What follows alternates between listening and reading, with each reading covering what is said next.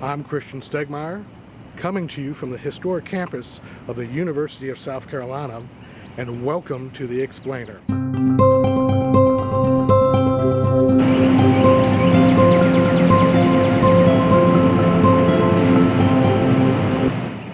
America is coffee addicted. That fact is plainly evident by the sheer numbers of food service establishments and other retailers selling and serving it. Of course, with more coffee being served, the greater the chances are for customer claims involving accidents, including alleged coffee burns.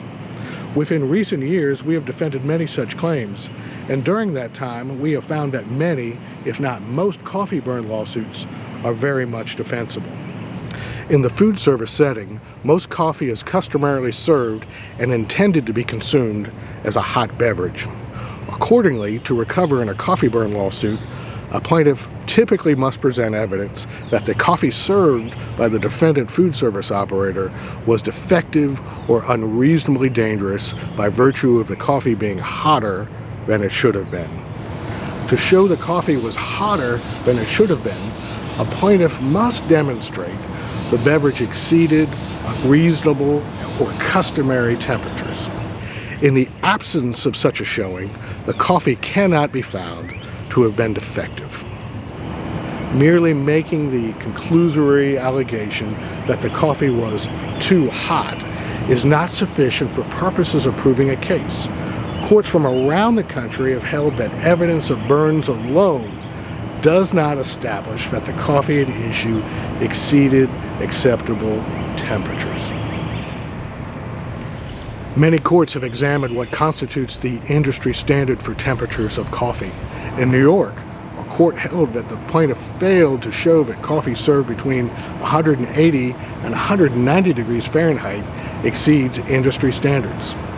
In Indiana, a federal district judge concluded the industry standard for coffee temperatures was between 170 and 205 degrees Fahrenheit. In Minnesota, a court ruled coffee brewed at 190 degrees and held at 180 degrees was within industry standards. These judicial determinations are supported by the fact that most home coffee machines hold coffee for serving at temperatures between 170 and 185 degrees Fahrenheit. In fact, coffee held for serving at a temperature lower than 170 degrees has been found too cool for some palates, as reported by Consumer Reports.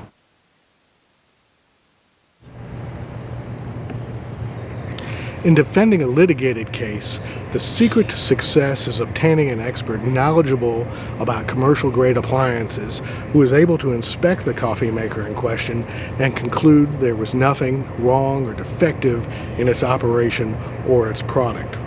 Folks who can undertake this inspection and potentially provide valuable testimony include representatives from the coffee maker's manufacturer, or an independent expert with a track record in successfully appearing in similar cases.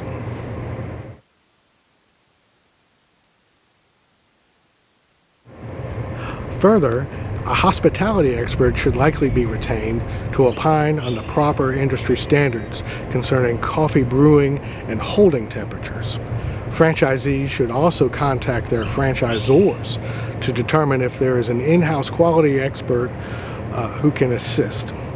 We have learned in our cases that we have defended that large franchisors often consult with or employ full-time coffee experts who are very skilled and knowledgeable in the art and science of coffee.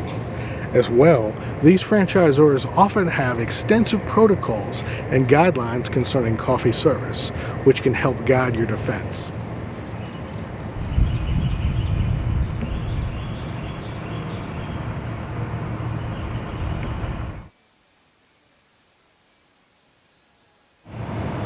If put on notice of a coffee burn claim, take the steps necessary to have your coffee maker inspected as soon as possible to determine the brewing and holding temperatures.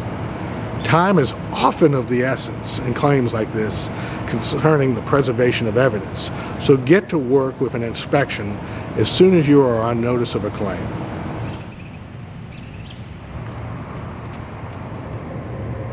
Of course, to do what you can do to prevent these claims from arising in the first place, it goes without saying that you should make sure your establishment always follows the manufacturer's and the in-house experts' guidelines concerning the proper preparation and service of coffee.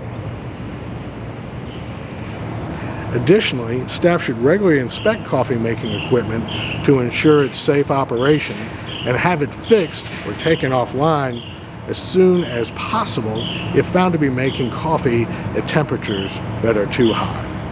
Thanks for joining us on The Explainer. Be sure to drop us a line with any questions or comments about this or any other topic in South Carolina law that you may have.